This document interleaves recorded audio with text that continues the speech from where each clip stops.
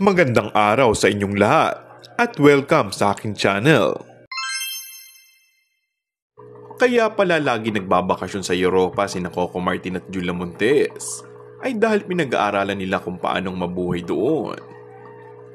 Nabanggit namin ito dahil sa inireport ni Nanay Christopher Min sa programa nila ni Romel Chica kaninang tanghali sa Christopher Minute sa Radyo 92.3 True FM.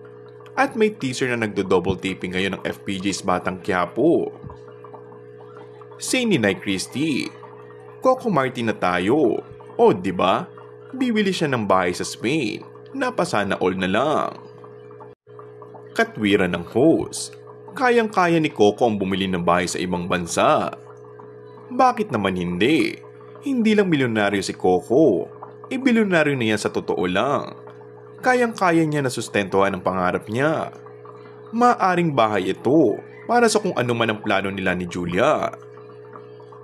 Kung totoo man ito, naintindihan naman ng kapamilya Primetime King dahil minabuti niyang tahimik at pribado lang ang personal na bagay.